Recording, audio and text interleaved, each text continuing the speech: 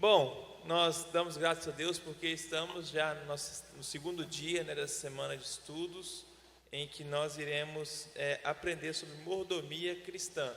Mas antes de passarmos a palavra para o irmão Hamilton, nós vamos louvar ao Senhor com o hino que diz: não há Deus maior. Graças a Deus nós estamos privilegiados de poder retornar com os cultos presenciais, e nós devemos reconhecer que isso é pela mão poderosa do Senhor.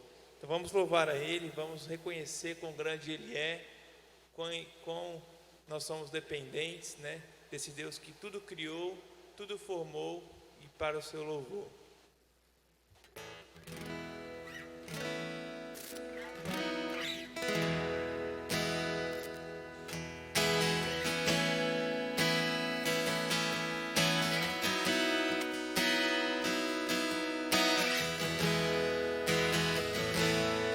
Vamos cantar. Não há Deus maior,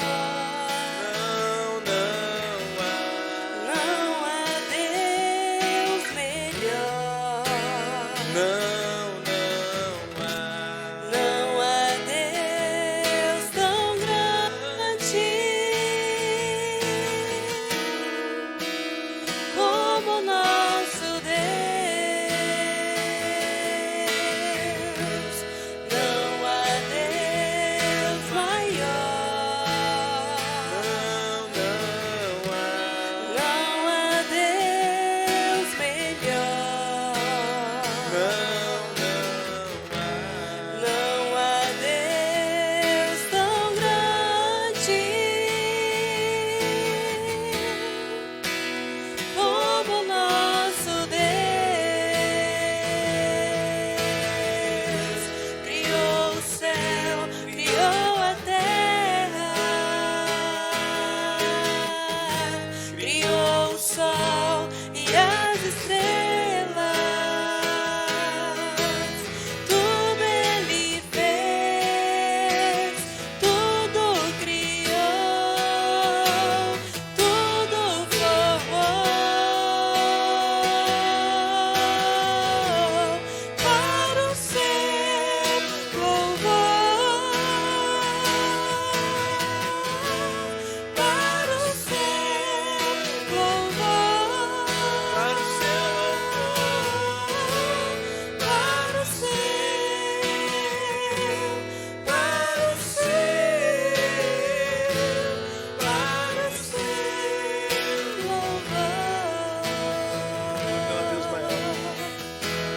Não há Deus maior,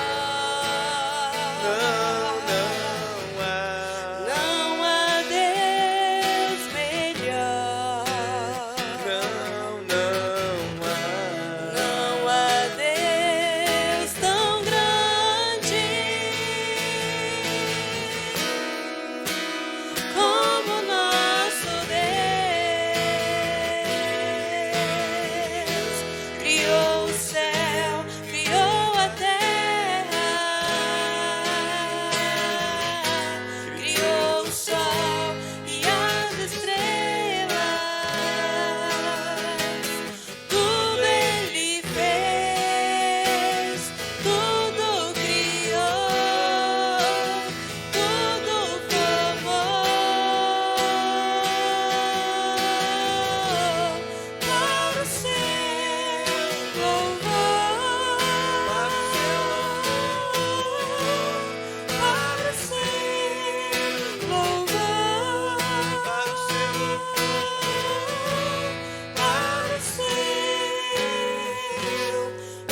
o seu louvor, para o seu Vamos encerrar por louvor. Curve suas cabeças, nós iremos orar ao Senhor nesse momento. Graças te damos, Deus, pela tua infinita graça e misericórdia, pelo teu amor sobre nós, enviando o teu Filho para morrer por nós na cruz, e hoje somos salvos por ti, mediante a fé. Pela graça, Deus, pelo favor imerecido do Senhor, nós louvamos porque essa igreja hoje é fruto, Pai, da conversão de almas ao Senhor, e por isso nós estamos aqui, para aprendermos de Ti e servi-lo melhor, servi-lo com amor, com comprometimento, com alegria, ó Deus, administrando tudo aquilo que temos em favor da Tua glória e do louvor ao Teu nome. Nós entregamos essa igreja em Tuas mãos, cada coração aqui, ó Deus, que seja edificado nessa noite. Rogamos também uma bênção especial sobre o irmão Hamilton, que trará mais um trecho, mais um estudo nessa noite. Que, ó Deus, nós possamos ser edificados e que no final possamos aplicar esse aprendizado nas nossas vidas diárias. Nós entregamos tudo em Tuas mãos, agradecidos em nome de Jesus. Amém. Amém. Obrigado. Efésios 2, capítulo 2, versículo 8 e 9. Vamos ler? Todos na versão aqui. Efésios 2, versículos 8 e 9. Vamos lá? Porque pela graça sois salvos mediante a fé, e isso não vem de vós, é dom de Deus, não de obras, para ninguém se glorie. Mas o outro, para terminar. Pois somos feitura dele, criados em Cristo Jesus para as boas obras, as quais Deus de antemão preparou para que andássemos nela. Amém? Também quero deixar esses versículos como meditação dos irmãos nessa noite. Nós vamos, nesse momento, estar passando a palavra para o irmão Hamilton, para trazer a segunda parte do estudo nessa noite.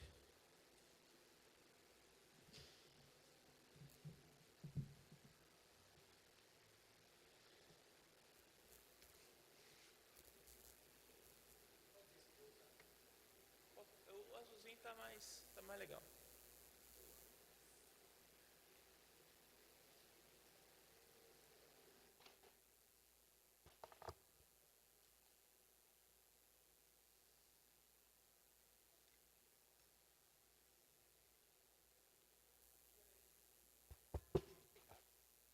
Oi, boa noite.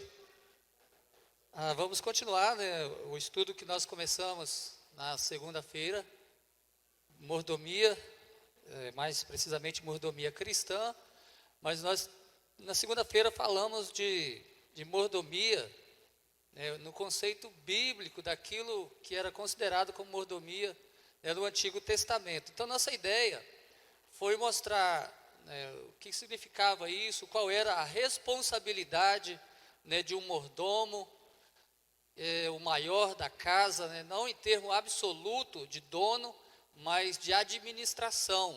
O mordomo era aquela pessoa, ele poderia ser um servo ou um livre, mas ele assumia a responsabilidade da administração de algo, né, de alguma coisa ou de alguém. Então, um mordomo ele poderia ser alguém que cuidasse das coisas ou até mesmo aquele que cuidava de pessoas mesmo, como isso era de costume naqueles dias. E nós então entendemos que o mordomo, ele tinha uma responsabilidade muito grande, né? Recaía sobre ele uma responsabilidade porque ele ficava a par de tudo que era do seu senhor. Ele sabia de tudo. Então, um dos requisitos, né, para um mordomo era que ele fosse encontrado fiel, alguém que fosse de uma fidelidade, né, muito grande, de uma confiabilidade para exercer, né, para assumir essa função de mordomia. E nós entendemos então que nesse estudo que tivemos, que quando nós partimos para a questão da mordomia cristã, nós entendemos que uma das coisas que nós como cristãos precisamos reconhecer é que Deus, Ele é, né, o dono de todas as coisas. Tudo pertence a Ele. Nada do que existe, né, existe fora de Deus ou que não seja dele. Projeta para mim o Salmo 24, versículo 1, nessa primeira citação que a gente vai estar usando nessa noite. Ao Senhor pertence a terra e tudo que nela se contém, o mundo e os que nele habitam. Então, ou seja, tudo o que existe pertence a Deus, tanto, né, as coisas criadas, quanto o próprio homem, né, que foi feito pelas próprias mãos de Deus, em quem ele soprou o fôlego de vida. Então, pensando, né, nessa ideia de que Deus ele é o dono de tudo, cabe a nós simplesmente administrar, tendo exatamente o senso do sagrado, ou seja, tudo aquilo que é de Deus é sagrado, ou consagrado, tudo aquilo que pertence a Ele. Cabe a nós termos exatamente o senso também de responsabilidade. Primeiro nós temos o senso de que tudo pertence a Deus, porque Ele criou, então é sagrado, é dele, tanto as coisas quanto pessoas, né? Aí o senso de responsabilidade, porque Ele confia a nós a administração das coisas que pertencem a Ele, e o senso de dependência. Embora, né, Ele confie a nós, nós devemos ter sempre esse senso da dependência de Deus para o cuidado daquilo que pertence de fato a Ele. Então a mordomia cristã, ela estabelece, né, a verdade que Deus é Senhor e dono de tudo o que existe na terra e no céu. Veja bem, na mordomia cristã estabelece a verdade que Deus é Senhor e dono de tudo quanto existe na terra e no céu. Agora o que é importante, que embora Ele seja o dono de tudo quanto existe, né, na terra, no céu, tudo pertence a Ele, como o texto que nós lemos, esse Deus, Ele concede ao homem, Ele concede a nós, seres humanos, a responsabilidade da administração, da mordomia, né, de cuidar daquilo que é dele. E aí os homens, né, as pessoas, nós precisamos ter a ideia, né, de que na verdade nós não somos os donos.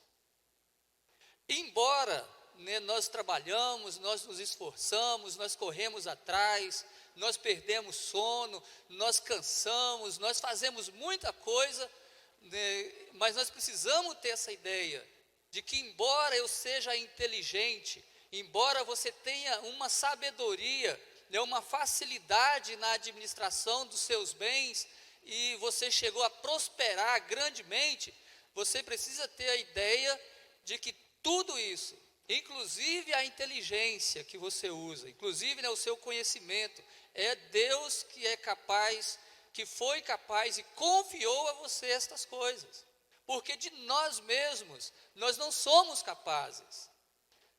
A gente fica pensando, né, quando a gente olha para trás e percebe a dificuldade de algumas pessoas em relação àquilo que nós conhecemos, ou em relação àquilo que nós fazemos e como fazemos, nós às vezes achamos, né, que o outro é menos inteligente, ou às vezes achamos que ele é até burro, né? Chegamos ao ponto, às vezes, de usar a expressão, ou de pelo menos pensar, mas nós não paramos para analisar que a inteligência, a sabedoria, aquilo que nós conseguimos desenvolver é porque Deus concedeu, ou seja, Ele é o dono de todas as coisas. Então nós não somos donos de nada. Tudo que nós temos e somos pertence exclusivamente ao Senhor. Então nós não somos dono, Deus é o dono. E Ele confiou então a nós a responsabilidade, né, uma grandeza para nós, né, um privilégio inclusive, de ser os administradores. Independente do tanto, né, que Deus confiou a você, independente do que você tem, independente do quanto você consegue, né, processar na sua mente as suas inteligências e organizar essas coisas, foi Deus quem deu, e precisamos ser gratos a Ele. E Ele tem nos dado, e além disso, né, além dele nos colocar como administradores dessas coisas, o que Ele requer de nós?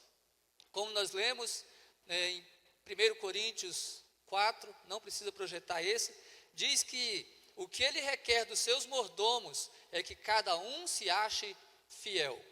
É isso que Ele quer de nós cristãos, que nós sejamos encontrados fiéis diante daquilo, né, que Ele confiou para que nós administrássemos. Então, nessa questão eu quero começar com 1 Coríntios capítulo 6, versículo 19, esse eu quero que projeta, porque hoje nós vamos falar sobre a mordomia do corpo, ou a administração do corpo.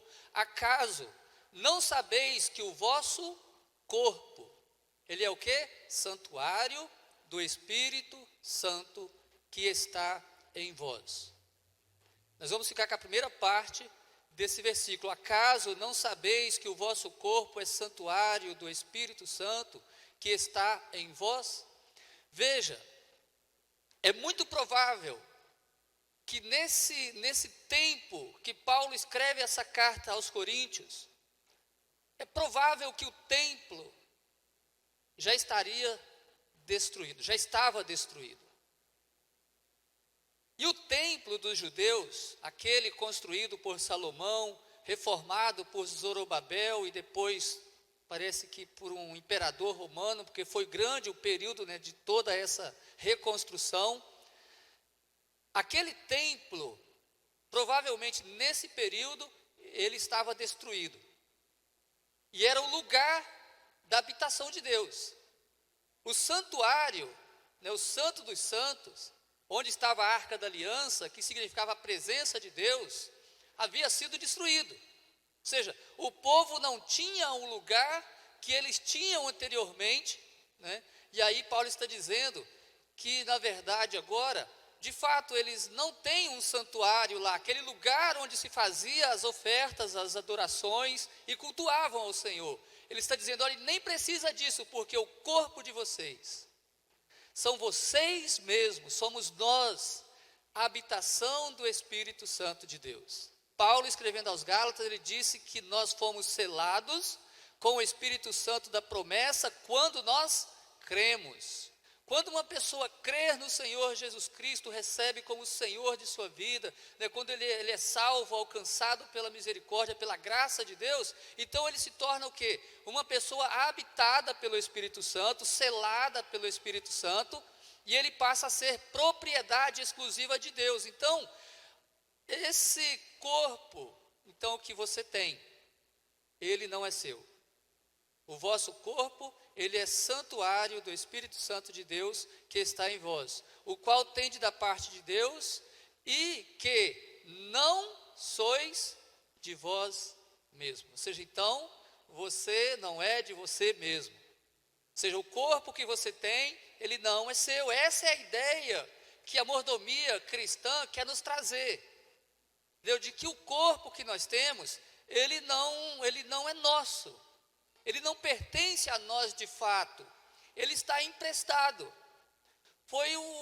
Ele é o veículo onde Deus colocou a vida, essa vida que nós temos. E isso, inclusive, é um milagre.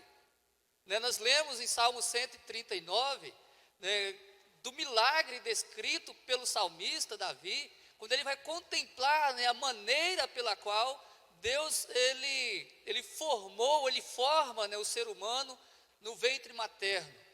Antes que os meus ossos formassem, o Senhor já conhecia todas as coisas. E aí nós percebemos exatamente essa ideia, nessa estrutura física formada, criada por Deus. É um veículo, né, emprestado, onde Ele colocou essa alma, né, colocou essa vida em nós, quem você de fato é. Então, esse corpo não te pertence, tá? Esse corpo não é seu, essa é a ideia, que esse corpo não é seu. Inclusive Deus fez, né, Deus, Ele formou o homem do pó da terra, diferente das outras coisas criadas. Mas vamos para frente. E aí o salmista, ele disse, eu te louvarei, né, porque de um modo admirável e maravilhoso fui formado. Esse é o Salmo 139, versículo 14, não precisa projetar esse daí. E embora nós precisamos ter essa ideia, né, de que o nosso corpo ele não pertence a nós, ele é templo do Espírito Santo de Deus, ele é algo emprestado para nós. Existe um conceito aí, um ensino, já desde o primeiro século da era cristã, de um povo conhecido como os gnósticos. Eles são uma religião, eles têm uma mistura, não creem de fato, né, no cristianismo, mas também não existe sem o cristianismo, porque de certa forma eles acreditam em algumas coisas da Bíblia. Mas eles acreditam que essa matéria, o corpo, é completamente mal, é ruim, não presta de forma nenhuma. Inclusive, eles acreditam que Jesus não veio em carne. Eles acreditam que Jesus, ele veio somente em espírito e não em carne. E aí eles já entram em contradição com a palavra de Deus, né, que a Bíblia, né, João, acho que na sua primeira carta ele escreveu, né, que todo aquele, né, que confessar que Jesus não veio em carne, ele é do maligno. Ou seja, isso é um ensino do maligno. Ou seja, ele vai afirmar que Jesus de fato veio em carne. Ele habitou em um corpo humano. Então, estamos falando isso para quê? Para ver a importância do corpo. Embora exista uma ideia, né, um ensino, né, falso de que o corpo ele é ruim, ele não presta, ele não tem jeito mesmo, o que eles acreditam? Que você pode fazer com o seu corpo aquilo que você quiser. Você pode fazer, o que importa é o espiritual. O corpo não importa, você pode fazer dele o que você quiser, acabar com ele, matar ele, prejudicá-lo com vícios, com o que você quiser, com prostituição, não importa. Essa é a doutrina, é aquilo que eles ensinam. Mas nós, como cristãos, e quando nós pensamos que o corpo é um veículo que Deus nos deu, e embora nós também cremos, né, que esse corpo, sem a habitação do Espírito Santo, ele tem essa tendência de fato de ser mau e de fazer tudo aquilo que é desagradável a Deus, isso é fato. Mas nós estamos ensinando e queremos aprender que Deus ele tem uma preocupação com esse corpo que Ele nos deu, que Ele nos emprestou aqui por um pouco de tempo nessa terra, certo?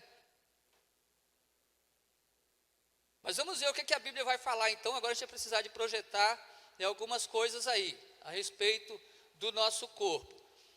Uma das ideias que nós já conhecemos, clara então, é que Deus criou o homem, Deus fez, né, o homem, Ele formou o homem, e essa é uma ideia que nós precisamos sempre manter aí. Agora vamos aí, realmente no Salmo 139 agora, versículo 14.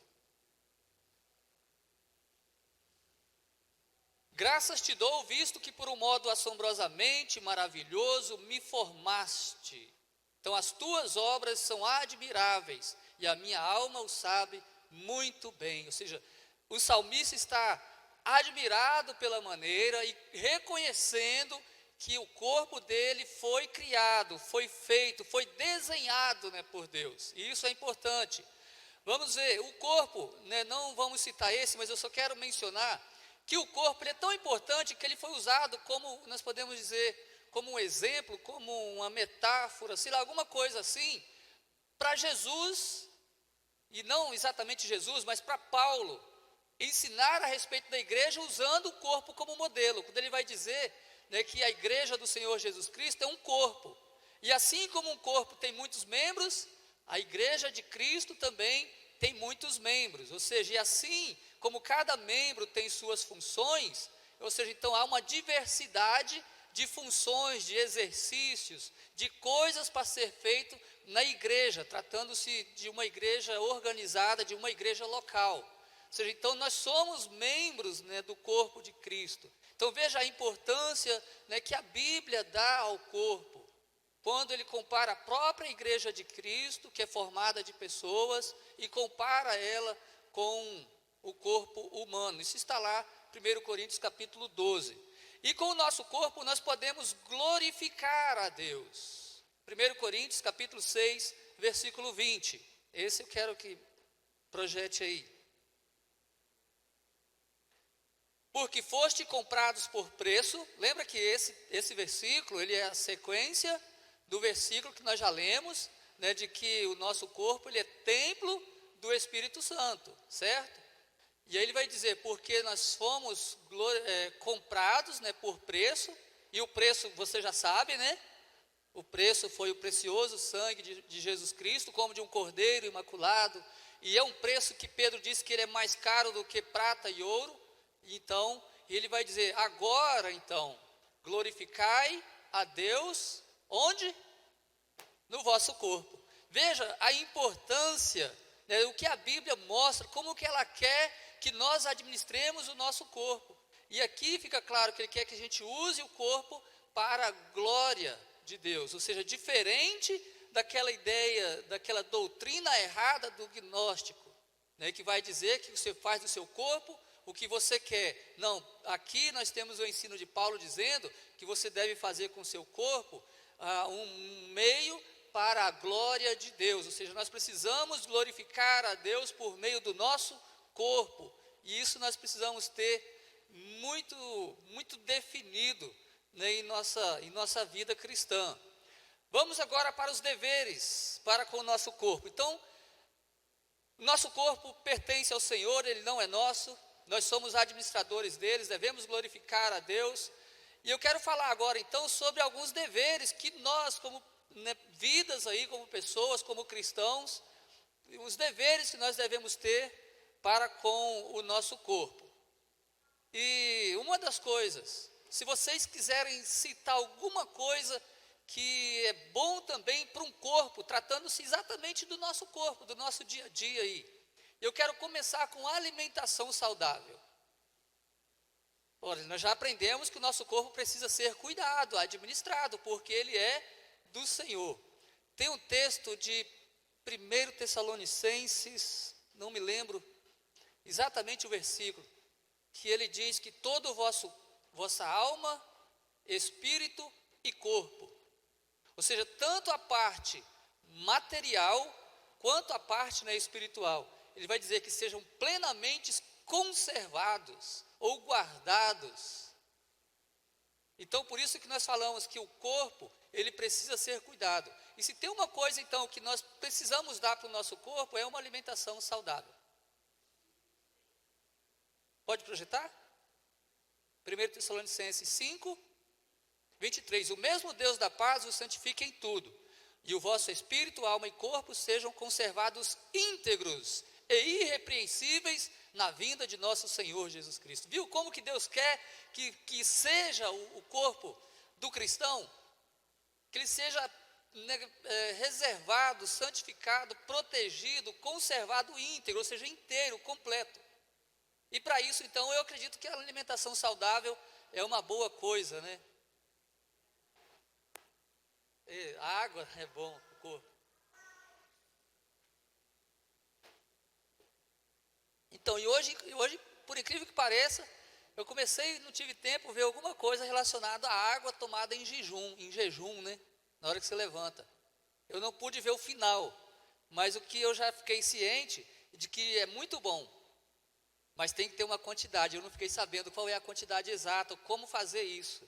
E é possível que você esteja estragando o seu corpo, tomando talvez uma quantidade grande ou talvez muito pequena, não sei. Mas veja que então, esses são os deveres nossos para com o corpo, porque ele precisa ser reservado ou conservado íntegro.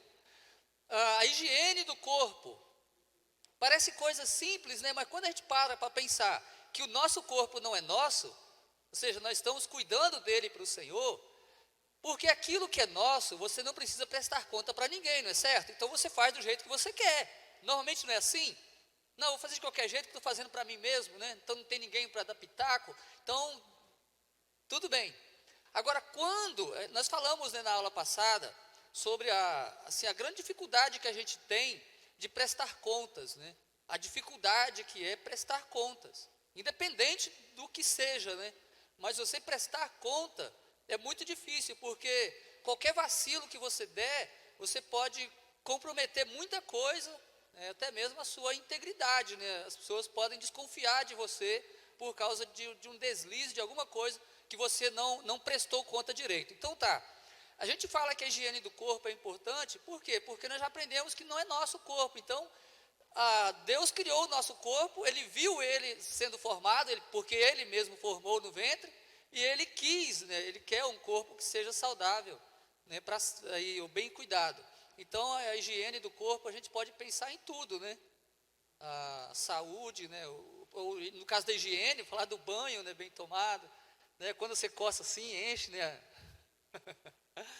Mas aí a gente para pensar, né, no cuidado com o quê? Com os dentes, né? Com o chulé, tem remédio, né?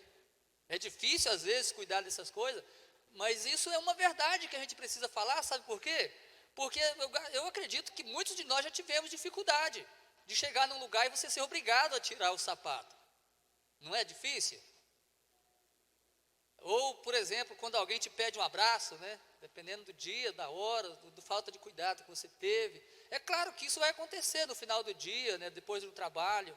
Mas isso não quer dizer necessariamente, né, uma falta de higiene, já é uma consequência normal, né, do dia a dia.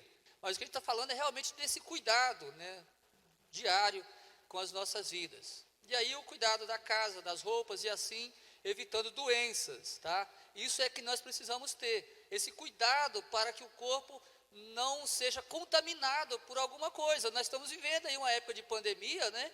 E aí nós estamos tendo um cuidado com a higiene, ou isso não é verdade? Quando em outra ocasião nós tivemos álcool na porta da igreja? E qual que é o resultado, ou para que existe ele aí? É higienização, né? E ela é importante, por quê? Porque ela está preservando a gente de, né, ou pelo menos essa é a ideia, né, de que ela está ali para, nem vou perguntar quem passou álcool quando chegou não, mas a ideia é essa, né, essa higienização é para proteger da enfermidade. Então, por que a gente fala isso? Porque é um desafio para nós, e eu quero dizer que é um desafio muito maior talvez para nós homens, assumir que depois de uma certa idade você tem que submeter a exames periódicos, né? Assim como também a mulher, mas os homens talvez tenham mais dificuldade, e às vezes, né, nós nos entretemos tanto com as coisas que nós fazemos, que nós não temos tempo para cuidar da saúde, ou seja, então de certa forma nós estamos prejudicando aquilo que não pertence a nós, pela falta de cuidado, entendeu? Do nosso corpo. E quantas vezes você talvez já tenha até criticado alguém que está passando mal, mas também não para de trabalhar, ou seja, nós até julgamos, né, que realmente seria esse o motivo, ou seja, nós estamos dizendo que ele deveria parar um pouco de trabalhar para cuidar da saúde, não é assim?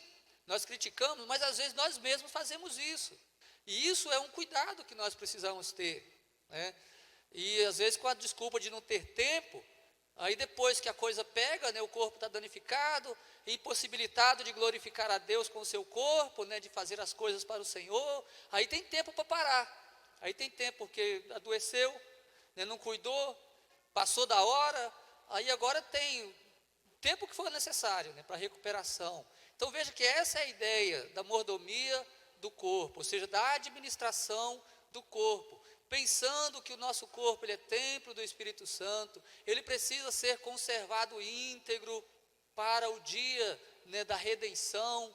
E se a gente não parar para pensar nisso, a gente vai ver que parece que não faz sentido, né, mas é uma realidade, né, bíblica, e nós precisamos estar, né, atentos para isso. Então precisamos cuidar com os exames preventivos e etc. Descanso, né? O corpo precisa descansar? Precisa, né? E com certeza, e às vezes nós nunca paramos, né, para descansar. Nem vou falar do lazer, né? Esse nós estamos mais sem tempo. Alguns às vezes, né, tiram tempo. Também faz parte, né, o lazer, um tempo de brincadeira, um tempo, né, de diversão, um tempo juntos, é importante.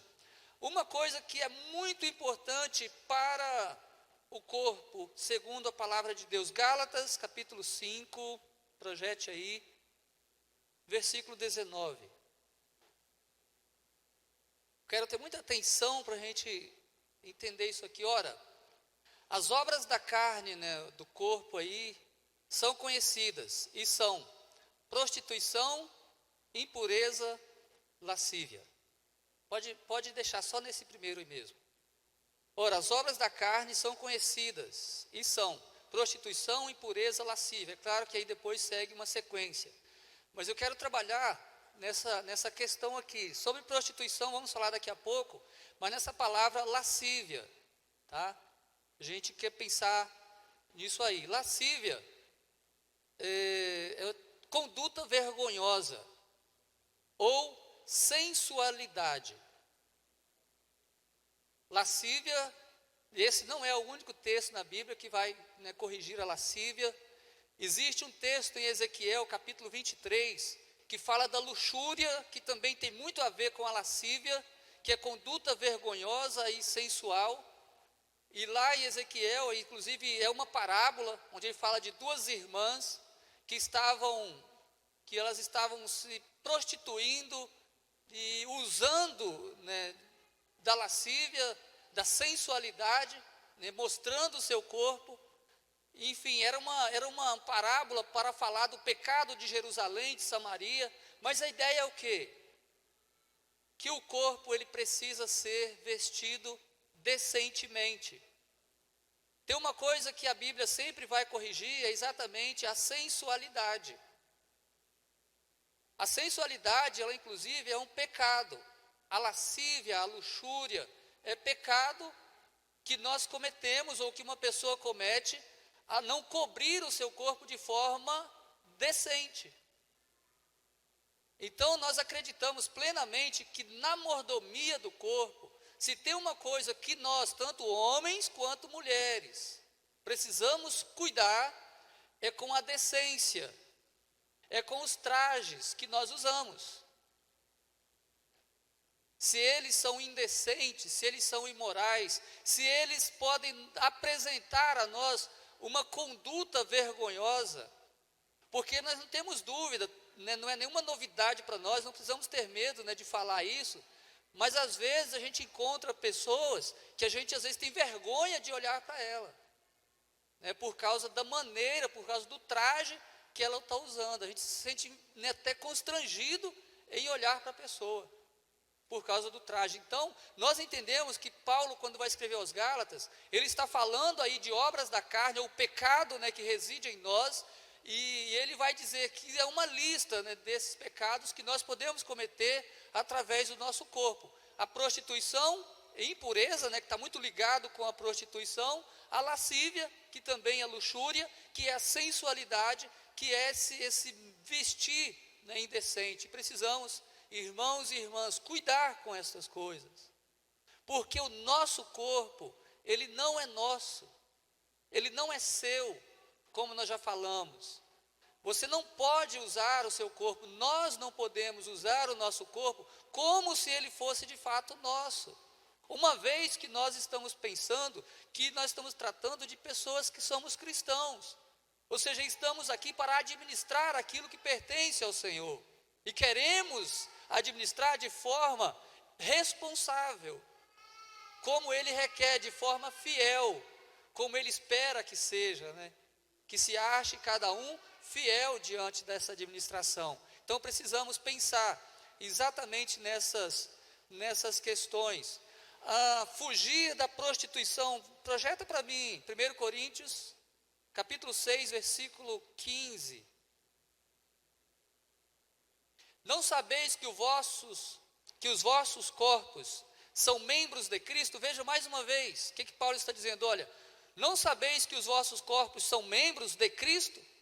E eu, porventura, tomaria os membros de Cristo e os faria membros de meretriz?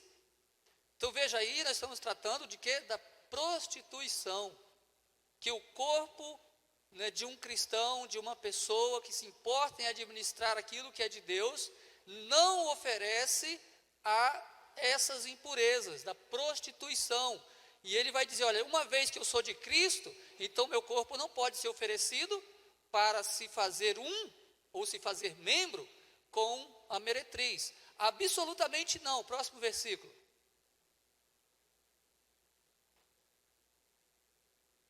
Ou não sabeis que o homem que se une à prostituta forma um só corpo com ela? Veja, nós como cristãos, nos formamos um corpo com Cristo.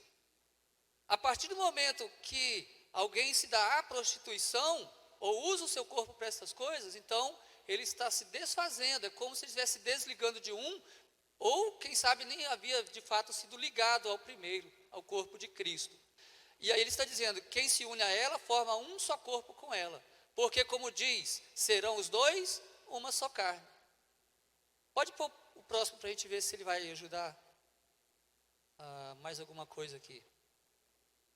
Mas aquele que se une ao Senhor é um espírito com ele. O outro ainda, 18. Fugir da impureza. Qualquer outro pecado que uma pessoa comete é fora do corpo, mas aquele que pratica a imoralidade peca contra o seu próprio corpo, ou vai sofrer as consequências no próprio corpo, que é o Espírito Santo, que é uma residência do Espírito Santo, a habitação do Espírito Santo de Deus. Portanto, a prostituição, tem uma outra coisa, né, que pode ser colocada aí, o próprio adultério, porque prostituir trata-se de uma coisa, adulterar outra coisa, fornicar outra coisa, tudo está relacionado à imoralidade do sexo, e isso é um pecado que o homem comete contra o seu próprio corpo e com isso contra Deus, porque ele não aceita, né, essa associação. É impossível estas coisas. Portanto, precisamos cuidar do nosso corpo, fugindo então da prostituição, fugindo da lascívia. Não fazer uso dos inimigos do corpo. Existem muitas coisas que são prejudiciais ao nosso corpo, tá? E a gente nem consegue falar sobre tudo. Se a gente falar de alguma coisa que não está na Bíblia diretamente, mas a gente pode falar de quê? Dos vícios, né? Por exemplo, do próprio fumo, né? Que você não vai encontrar esse termo lá, né? Do cigarro, essas coisas. Mas é prejudicial à saúde, e eu acho que ninguém tem dúvida disso. Assim como a bebida alcoólica também é prejudicial à saúde. Então essas coisas não devem ser, né, administradas num corpo de alguém que quer administrar esse corpo, e entendendo que ele é templo do Espírito Santo de Deus, porque de alguma forma ele está prejudicando aquilo que é sagrado. Drogas, né? Então essas coisas não devem, nós nem vamos cogitar isso.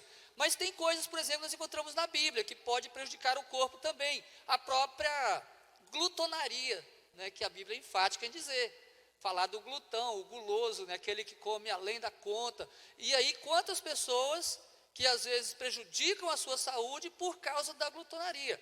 É fato que existem pessoas que têm tendências, né, de ganhar peso, não é disso que nós estamos falando. Nós estamos falando de glutonaria, é outra coisa completamente diferente. Pessoas que comem e comem e comem e não está importando, e come coisas que deveria ou que não podia, e não está nem aí com o seu próprio corpo, prejudicando a si mesmo, né, e prejudicando aquilo que é do Senhor. Então é preciso que a gente tenha cuidado. Tem uma coisa que a gente sempre vê, né, e a gente questiona, e é bem interessante pensar. Quando você está fazendo, lá na roça a gente sempre faz isso. A gente faz a comida, aí sempre você está comendo e sobra ali um pouquinho de carne, sei lá, um pouquinho de alguma coisa. Aí a gente fala assim, come isso aí para não estragar. Alguém já fez isso? Vocês fazem isso aí? Já fez isso? Come para não estragar. Você está estragando duas coisas. Se você jogar fora, você vai estragar só o alimento. Se você comer, você está estragando o alimento, porque você não precisa dele mais, o seu corpo já está satisfeito, e aí está ainda estragando a sua saúde. É fato ou não é? Você já se alimentou, você já encheu a barriga, está satisfeito, e aí, olha, come para não jogar fora, para não estragar, come esse restinho aí, né? Faz um reco aí e tal. Estragou do mesmo jeito, jogou fora do mesmo jeito, ainda danificou a sua saúde. Então, cuidar do nosso corpo, gente, é um dever, tá? É um dever cuidar do nosso corpo. Então, Deus escolheu fazer dele o seu templo, e sendo assim, deve ser usado de acordo com a vontade de Deus, que é boa, perfeita e agradável, sabendo que o nosso corpo não é nosso, mas ele é de quem? De Deus. Vamos cuidar melhor do nosso corpo? Às vezes você já tem feito isso, né? Então, continue fazendo. Mas se por algum momento você tem percebido que não tem feito isso, então, olha, comece a fazer. É importante. Deus te quer com o corpo, né, bem inteiro, sem se prostituir, né, sem se envolver com o pecado, e também saudável, né? Saudável. Porque é através dele que nós vamos glorificar a Deus também. E aí um corpo doente, né, não vai conseguir glorificar a Deus, fazer a obra dele. Mas aí tem muita outra coisa. Mas o que dizer também do nosso pensamento? E é isso que nós vamos falar agora. Uma vez que nós temos que cuidar do nosso corpo, também temos que cuidar do nosso pensamento. Até porque, muitas vezes o nosso corpo faz aquilo que nós pensamos, não é assim? Os membros do nosso corpo, eles são, né, guiados, dirigidos por aquilo que nós pensamos pela mente, né? Nossos membros aceitam aí o comando, né, do cérebro, certo? E está tudo envolvido aí com a mente. Então, quanto mais... Vamos lá, Filipenses 4, versículo 8. Para a gente falar sobre essa mente, sobre o pensamento. Filipenses 4, 8. Finalmente, irmãos, tudo que é verdadeiro, tudo que é respeitável, tudo que é justo, tudo que é puro, tudo que é amável, tudo que é de boa fama, se alguma virtude há, e se algum louvor existe, seja isso que ocupe o quê? O vosso pensamento. Então, o pensamento também não é nosso. o pensamento precisa ser administrado. Por isso nós falamos sobre mordomia do pensamento, administração do pensamento. Nós precisamos esvaziar a nossa mente das coisas que desagradam ao Senhor e começar a pensar naquilo que Ele vai fazer aí, ó, essa lista, né, aquilo que é nobre, trocou a versão aí, né, mas vai falar das mesmas coisas. E eu penso então, junto com vocês agora, que uma das coisas que é muito difícil, uma coisa muito difícil é administrar o pensamento. O pensamento é algo muito difícil. Nós devemos dar graças a Deus, porque Ele deu para a gente essa capacidade de refletir, de pensar, né, de organizar, de meditar, né, e nós precisamos usar a nossa mente, como a própria palavra de Deus diz, que nós temos a mente de Cristo. 1 Coríntios capítulo 2. O cristão, aquele que recebeu a Cristo como Senhor, como Salvador, ele, segundo Paulo, ele tem a mente de Cristo. Ou seja, se ele tem a mente de Cristo, ele deve pensar como Cristo. E para pensar como Cristo, precisamos conhecer a Cristo. E ao mesmo tempo, deixar Cristo, né, guiar o nosso pensamento. É pensar como Ele, ter a mente dEle, mas também deixar a nossa mente ser dominada por Ele, e não pelas coisas. Eu vou falar aqui sobre 4 fases que eu achei muito interessante, que um pastor, João Falcão, ele falou sobre 4 fases da memória, ou aí do pensamento, na verdade. E uma das fases do pensamento é a memória. A memória é aquele acumulado dos registros, né? Tudo aquilo que você conhece e tal, é aquele acumulado, é a memória. E ele vai dizer que esse acumulado aí, que está registrado no cérebro, é aquilo que vem através dos sentidos. Quais são os sentidos? Ou os 5 sentidos aí, quais são? Vai lá. Audição, visão, paladar, olfato, tato, né? Então ele disse que através desses sentidos acontece o quê? A memória. Então faz um acumulado lá que é a memória. Está tudo guardado através desses sentidos. E realmente a gente consegue perceber isso, né? Que tem muita coisa guardada aí. Mas aí depois tem outra fase, que é a análise, a avaliação dos dados da memória. Ou seja, nós temos essas informações tudo acumulada, né, na memória aí, e nós então fazemos o que? Análise. Nós avaliamos, né, assim? Nós paramos, pensamos e avaliamos aquilo que nós já temos de informação. Não é isso que nós fazemos com essa memória? Com aquele acumulado que nós temos aí? Só um parênteses aqui, uma coisa que eu achei interessante de um debate que eu assisti esses dias, de um homem falando sobre a juventude de hoje. Como eles têm dificuldade de analisar, né? Isso não é generalizado, tá? Só para não pensar aí que estamos acusando todos os jovens e adolescentes, né? Mas a dificuldade que eles têm, porque eles recebem muitas informações, que vai fazendo esse acumulado, né? E aí o que acontece? Eles não conseguem processar todas as informações que eles recebem. Então ele diz que é como se ficassem janelas abertas, entendeu?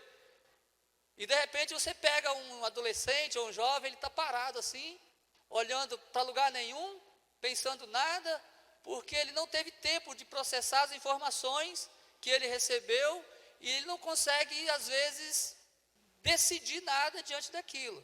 A gente tem experiência, vem de perto com alguma coisa assim, né? Você dá uma informação, e aí ela não é processada. Aí depois você pergunta, ele não sei. A informação veio, mas veio tantas outras juntos. Antigamente era diferente no nosso tempo, eu não sou tão velho, mas olha bem, não tinha celular, né? Não tinha televisão. Na época tinha, né? Nós não tínhamos, né? O celular nem tinha, na verdade. Quando a gente recebia alguma informação, né? Assim, quando a gente recebia alguma informação, a gente tinha muito tempo para processar ela. Porque demorava a ter outra informação. De onde vinha a informação? Você estava sozinho? Né? Então a informação era muito pouca. Então nós processávamos tudo, e de forma bem detalhada. Quando a gente via, eu tenho experiência, quando eu via uma pessoa Eu guardava a fisionomia dela, eu conseguia lembrar, eu vi aquela pessoa em tal lugar. Hoje, eu vejo uma pessoa, aí eu rodo a quadra, quando eu vejo ela de novo, eu já não sei quem é. Sabe por quê? Por causa dessa carga de informação. É muita gente que você vê, você não consegue processar tudo para ficar realmente registrado de forma definida. E isso é fato. Então, existe essa fase aí no nosso pensamento, mas existe também a imaginação, ou a fantasia, né? Aquilo que a gente cria, além dos dados que vêm, né? Que é uma fase, e aquela fase de analisar, né? Aquilo que foi recebido. Tem outras coisas que ficam, que é a imaginação, é as fantasias que está relacionada com as emoções, né? Você tem uma emoção e tal, aí registra lá aquela coisa lá na sua mente, é uma fantasia. A mente, o pensamento pode registrar, como se ele diz aqui, ó, desejos íntimos. Não é uma realidade, não foi visto, não foi pegado, não foi ouvido e tal, mas cria-se uma fantasia de desejos íntimos no pensamento. E também sonhos. Você não escolhe o que sonha, mas normalmente na mente, no pensamento, nesse acumulado está também sonhos. Algo que você sonhou e ficou registrado, é tanto que você conta depois. Veja o potencial, né, de tudo isso. Aí também tem o que? A elaboração do pensamento. Aí a elaboração do pensamento é exatamente aquilo que põe em ordem para ser aplicado na vida externa. Então o pensamento, ele tem tudo isso, ele tem um acumulado, ele tem uma análise, ele tem fantasias, né, mas aí ele tem também exatamente essa elaboração para que algo vire prática, para que tudo aquilo possa virar uma atitude, possa ser algo real, né, algo que vai ser existente a partir daí. E aí está exatamente o grande problema. E nós precisamos ter uma ideia de quando nós temos o acumulado, de como nós analisamos, aquilo que nós criamos na imaginação, como é que nós vamos colocar isso em prática. Aí nós precisamos ter a ideia de que Deus conhece o nosso pensamento. Deus sabe. Salmo 139, ele vai dizer que Deus conhece todas as coisas. Ali fala da onisciência de Deus. Ele fala, olha, a palavra nem me veio à boca, o Senhor já sabe. O Senhor conhece, Ele sabe. Ele conhece os pensamentos da nossa cabecinha. Os nossos pensamentos, portanto, eles devem ser agradáveis ao Senhor. Então é isso que nós precisamos fazer com o nosso pensamento. Quando, né, Paulo escreveu lá então que nós devemos buscar, né, pensar nas coisas que são agradáveis, que são boas, enfim, naquela lista que ele deu, nós devemos pensar que os nossos pensamentos devem agradar ao Senhor. Salmo 19, 14, por favor.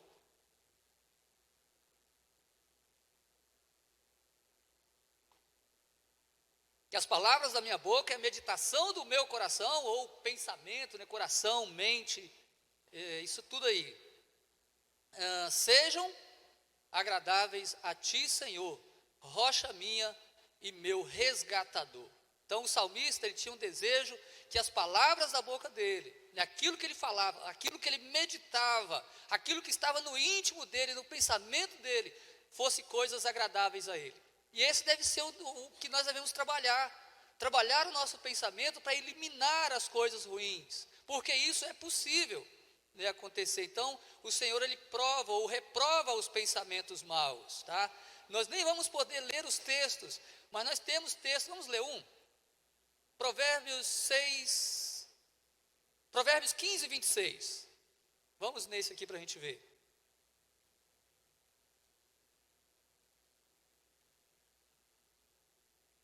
O Senhor detesta os pensamentos dos maus, mas se agrada de palavras sem maldade. Então veja, o Senhor, ele detesta os pensamentos maus. Ele não gosta. Então somos nós que precisamos trabalhar isso, porque diante das adversidades, diante como que eu posso dizer? Diante das afrontas que nós supostamente digamos ter sofrido ou alguma coisa, nós começamos a ter pensamentos maus a respeito dos outros. E às vezes a respeito de irmãos, de parentes, né, de amigos. Começamos a ter pensamentos maus a respeito deles. É muito comum isso acontecer.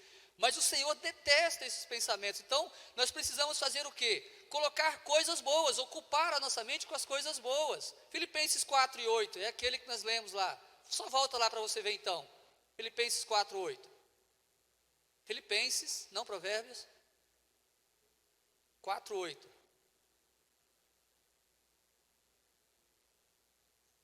Então, finalmente, devemos ocupar a mente, já que Deus não se agrada das coisas ruins, com aquilo que é verdadeiro, com aquilo que é nobre, com aquilo que é correto, com aquilo que é puro, com aquilo que é amável, com aquilo que é de boa fama, ou seja, as pessoas vão falar bem, e enfim, só com coisas excelentes, coisas que sejam dignas de louvor, coisas que sejam, não, nisso aqui há louvor, nisso vai agradar a Deus e principalmente, né, a Deus.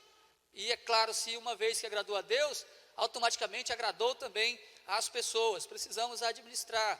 Sempre vamos andar, sempre recordar as bênçãos recebidas. Gente, olhar para trás. E aí eu quero citar somente Lamentações de Jeremias 3, 21. Quem se lembra? Quero trazer à memória aquilo que me dá esperança. Gente, estamos pensando coisas, né, que não agradam a Deus.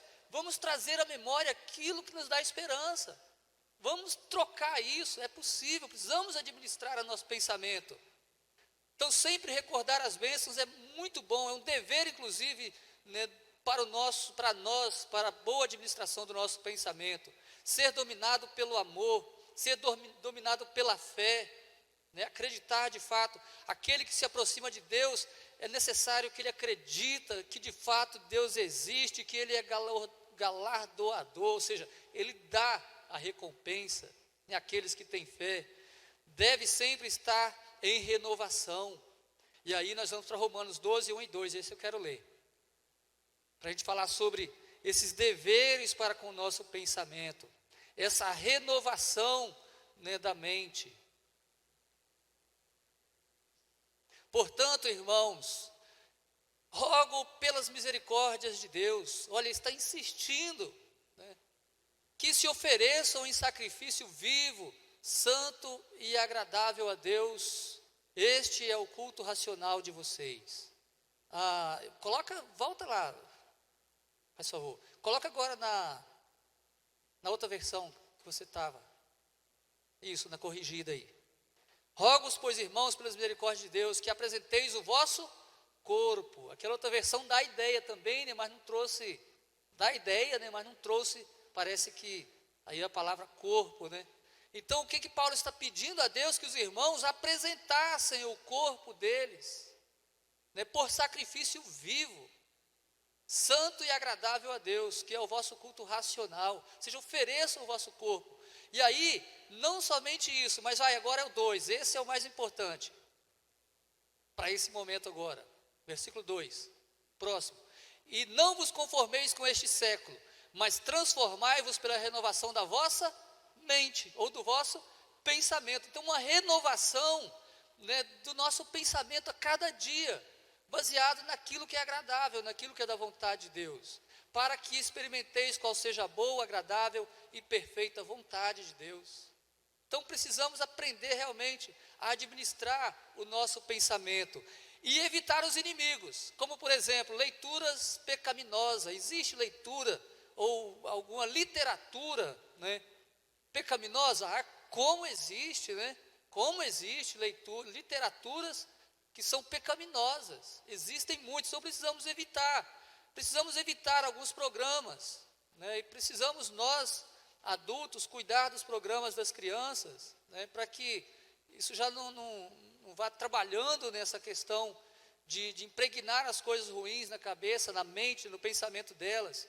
Então é preciso evitar as fantasias pecaminosas.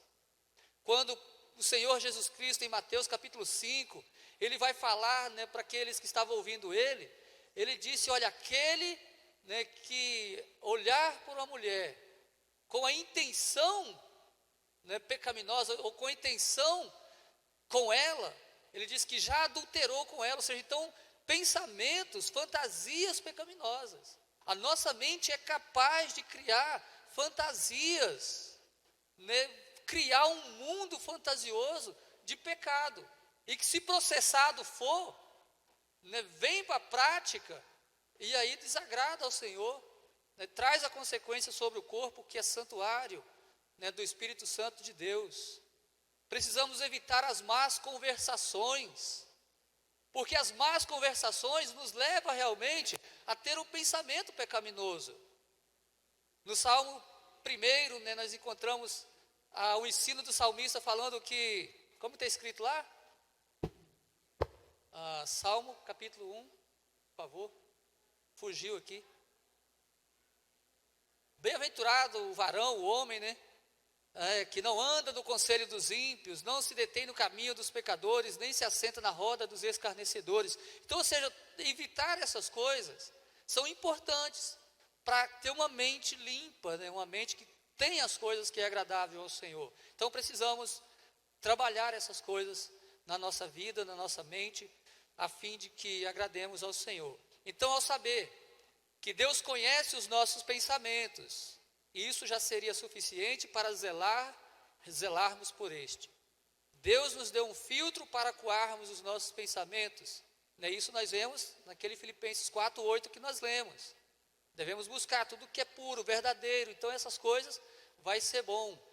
E aí, se há algum louvor naquilo que nós estamos pensando, devemos continuar trabalhando isso. Mas se não há louvor nisso, devemos, né, trabalhar e renovar a nossa mente para a glória de Deus. Porque tanto o nosso corpo quanto aquilo que nós pensamos deve ser administrado para a honra, para louvor, para a glória do nosso Deus. Nós fomos criados para isso. E é preciso nos conscientizar que nem sempre, como mordomos, né, de Cristo que somos, como mordomos, cuidadores das coisas de Deus, nem sempre nós cuidamos bem, ou temos cuidado bem do nosso corpo e do nosso pensamento. Que seja essa noite uma oportunidade de refletirmos a respeito dessa administração que nós precisamos. E aí, nós vamos continuar com mais alguma informação aqui, por favor.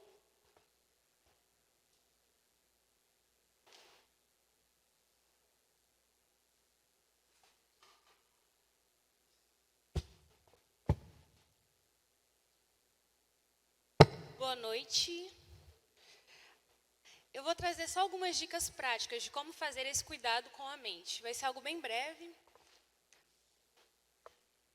A gente já ouviu sobre a importância e sobre o que a Bíblia fala sobre o cuidado com a mente, de quanto a nossa mente também pertence a Deus e o quanto nós devemos ter a mente de Cristo. Então, primeiro a gente vai falar de pessoas que pensam demais. E existem dois tipos de pessoas que pensam demais. As pessoas que pensam demais ruminando, que são pessoas que pensam demais no passado. Elas vivem sempre remoendo coisas que aconteceram no passado. E existem pessoas que pensam demais no futuro, que seria essa preocupação, de sempre estar preocupado com o que vai acontecer no dia de amanhã. E a própria Bíblia ela já condena esse tipo de pensamento, ela manda a gente purificar a nossa mente disso. Mas no dia a dia, a gente acaba se deixando levar e muitas pessoas acabam sendo controladas por esse tipo de pensamento, tanto da ruminação quanto da preocupação, ou às vezes até os dois. E é importante a gente identificar esse tipo de pensamento, a gente parar para avaliar quais têm sido os nossos pensamentos no dia a dia. Se a gente parar agora para pensar no que eu mais penso no dia a dia, logo vem algumas coisas na cabeça, provavelmente preocupações, coisas que não foram resolvidas. Então é importante a gente tirar um tempo no dia para realmente pensar em tudo isso, tudo que tem nos preocupado e realmente conseguir resolver, pensar em como resolver. Porque durante o dia vem várias vezes esses pensamentos na cabeça e a gente não resolve, a gente só pensa, se preocupa e passa. Vem outro, acontece a mesma coisa. Então é importante a gente tirar um tempo no dia. E pode ser algo diário, você pode estabelecer antes de dormir, na hora do almoço, quando acordar, um tempo que você tem um momento sozinho para realmente pensar em tudo que tem te preocupado, em tudo que tem passado na sua mente, não deveria, e como resolver isso, como solucionar isso. Não é algo fácil, mas com o tempo a gente acaba aprendendo e Deus sempre nos auxilia nessas coisas. A próxima é sobre estimular o cérebro. No corpo, quando a gente malha algum músculo, ele vai ficando mais forte. E com o cérebro é da mesma forma. Quando a gente estimula algo em específico, aquilo se fortalece. Então, por exemplo, pessoas que são negativas, tudo elas pensam, têm pensamentos ruins, pensam mal de tudo, pensam que nada vai dar certo nem para ela, nem para os outros. Elas estimulam muito essa área do cérebro, a área que é o córtex pré-frontal, que estimula que tudo vai dar errado. E com isso, aquilo vai se fortalecendo e vira algo comum. Ela nem consegue pensar positivamente, porque ela já fortaleceu tanto aquela área do cérebro do pensamento negativo, que se torna difícil pensar de forma positiva. Então, é importante a gente ver o que a gente está exercitando no nosso cérebro, quais pensamentos têm ocupado a nossa mente e como a gente tem exercitado eles. O que a gente tem visto, lido e ouvido, que a gente tem exercitado, que a gente tem fortalecido. E outra dica é que exercitar o cérebro previne perda de memória na velhice, ou retarda a perda de memória, que é algo bem comum que todos nós, se estivermos vivos, passaremos, mas exercitar o cérebro o quanto antes, ele realmente retarda isso, previne. E dicas para exercitar o cérebro são leituras agradáveis, aprender novas coisas, independente do que seja, o novo aprendizado ele exercita o cérebro. E jogos ou atividades que exijam raciocínio. Pessoas que fazem contas na cabeça diariamente, ou no trabalho, alguma coisa assim, estão exercitando o cérebro. Jogos como dominó ou algo assim exercita o cérebro, assim como diversos outros jogos infantis e até jogos adultos. E outra dica é evitar o excesso de noticiários com tragédias e notícias ruins. Todo mundo conhece alguém que gosta muito de assistir esse tipo de coisa. E tem pessoas que passam um dia assistindo jornais com tragédias e notícias ruins. E você acaba exercitando e treinando seu cérebro para sempre pensando de forma ruim, sempre pensando que o pior vai acontecer. E isso não é benéfico, acaba prejudicando também o seu dia a dia, o seu cérebro e com isso o seu comportamento. Porque primeiro você pensa e depois você age. Então é importante cuidar do pensamento, porque tudo que você faz é a partir do que você pensa anteriormente. Aí, dicas gerais para uma boa saúde mental. Primeiro é ser grato, o Chamildo já tinha falado, a importância da gratidão. Não só a Bíblia fala da importância de ser grato, como a própria ciência fala que ser grato muda muita coisa no nosso corpo e no nosso cérebro. Então, ser grato pelo que a gente tem faz muita diferença. Outra coisa que a Bíblia é um princípio bíblico que a ciência reforça também, é a questão de não guardar mágoas, de saber perdoar. Quando a gente guarda mágoas, quando a gente não perdoa, aquilo vai ficando ali dentro e é comprovado que causa até doenças físicas mesmo, como câncer ou algum outro tipo de tumor. E é importante também expressar o que sente. Muitas pessoas têm facilidade para expressar o que sente, mas tem pessoas que não conseguem expressar quais são suas preocupações, seus medos, seus sonhos, suas ansiedades. Tem pessoas que guardam isso para si, não expressam nem para Deus, nem para ninguém. E isso é péssimo, porque quando a gente não expressa essas coisas que estão incomodando, o nosso corpo acaba guardando tudo aquilo e em algum momento ele vai reagir. E quando o corpo reage por algo que a mente não conseguiu expressar, sempre é de forma trágica. Sempre é com doenças físicas mesmo que já estão no estágio bem avançado, como paralisias, como dores de cabeça que não passam por nada, doenças crônicas como epilepsia, pode ser câncer e tantas outras doenças que são desenvolvidas. Hoje é comprovado que boa parte dos cânceres ou são de origem genética ou são de origem psicológica, psicossomática, de coisas que não foram expressadas, coisas que não foram perdoadas, coisas que ficaram ali e acabaram se tornando uma doença física. A importância da complexidade da nossa mente, o quanto Deus criou a mente de uma forma até difícil de entender, porque poucas coisas vão indo e causam outras coisas no corpo. Já foi falado também sobre a questão da importância dos exercícios físicos e da boa alimentação, que são benéficos para o corpo e também auxiliam na mente. Quando a gente pratica exercício físico e tem uma boa alimentação, a gente consegue ter um estado de mente mais tranquilo, mais calmo também. Outra coisa muito importante é dormir bem. Pessoas que trabalham muito acabam não dormindo bem ou dormem pouco. E isso afeta tanto o corpo físico quanto a parte mental mesmo. Afeta quem dorme pouco, não consegue ter uma boa memória, não consegue guardar, não consegue raciocinar ou processar o que está acontecendo direito. Muitos jovens, às vezes, não conseguem processar todas as informações também, além do excesso de informação, às vezes por dormirem mal e também terem uma má alimentação.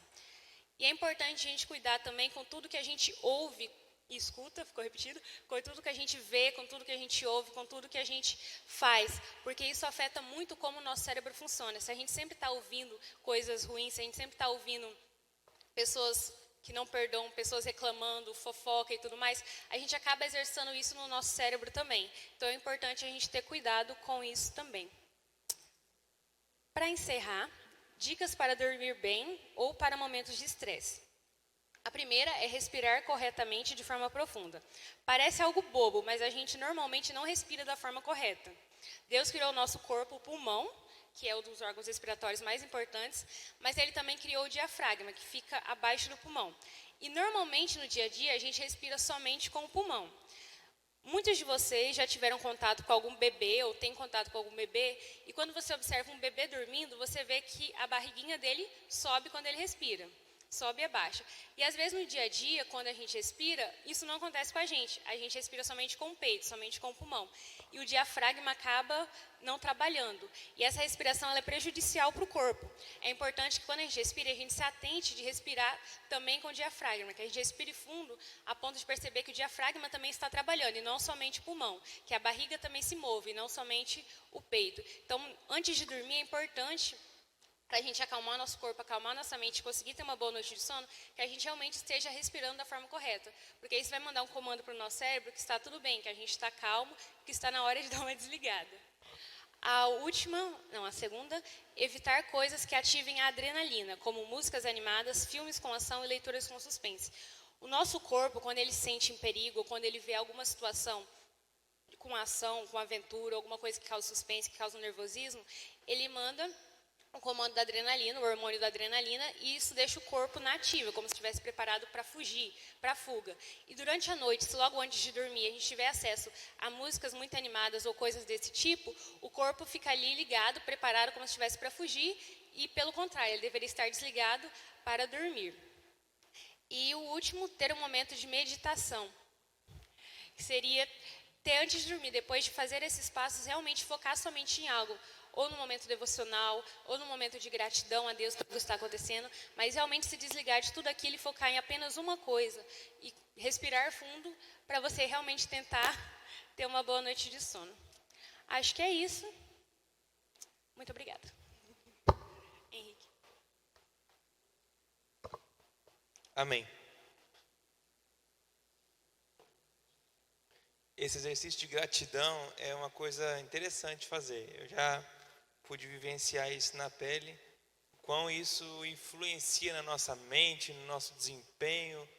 E eu sou testemunho tanto de como a atividade física melhora nosso dia, a nossa disposição, quanto essa questão do exercício de gratidão. Quero só passar o meu testemunho em relação a isso, que eu pude vivenciar esse fim de semana passado. A gente foi fazer é conhecido de muitos aqui que eu pratico ciclismo, pedalo. Então a gente foi fazer um pedal mais longo aí, e eu conheci um rapaz que ele pesava 150 quilos.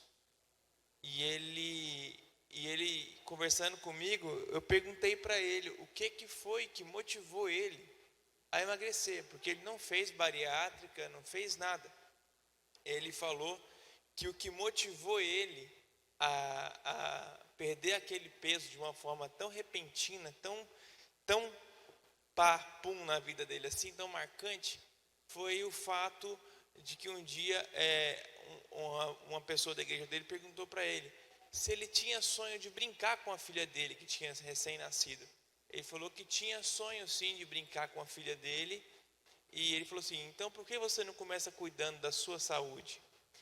E dizer que no primeiro momento isso motivou muito ele, começou, mas com o tempo ele foi perdendo essa motivação pelas coisas do dia, pelo trabalho em si, quando num belo dia, com a filha dele já com seus 3, 4 anos, ele teve um princípio de infarto causado pela obesidade mórbida, 150 quilos, com a filha dele no colo.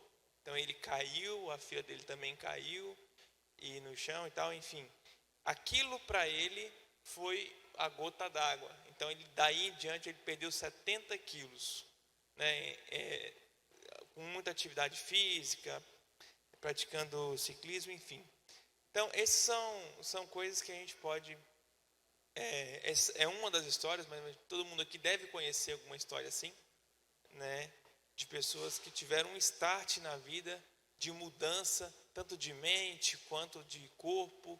Isso é extremamente importante para nós, Vamos orar? Vamos encerrar pelo avançar da hora. Temos um lanchinho ali também, tá, irmãos? Esse lanchinho está sendo assim, comunitário, todo mundo traz alguma coisinha. Então amanhã, lembre de trazer alguma coisinha também para a gente poder compartilhar e conversar ali depois. Eu vou pedir ao irmão Amós que esteja orando para encerrar o culto, e logo após estamos em liberdade para conversar, confraternizar. Senhor, nosso Deus, estamos gratos ao Senhor por esse privilégio que estamos tendo nesta noite de estarmos aqui juntos para juntos aprender da Tua Palavra. É o Senhor que faz isso na nossa vida. Estamos gratos pelo dia que passamos e estamos aqui também, da sabedoria Teu servo para que Ele venha trazer esse ensino para nós, que Ele não venha falar dele, mas que Ele possa falar na inteira dependência do Senhor. Aqueles que aqui não puderem estar presentes, nós não sabemos quais são os motivos, mas o Senhor sabe, possa ser incentivado para estarmos juntos, para juntos aprender a Tua Palavra. Pedimos agora o nosso voltar para os nossos lar, que o Senhor nos guarde e nos livre de todo perigo, de todo mal. Esse é o pedido que nós fazemos com agradecimento. No nome do Senhor Jesus. Amém.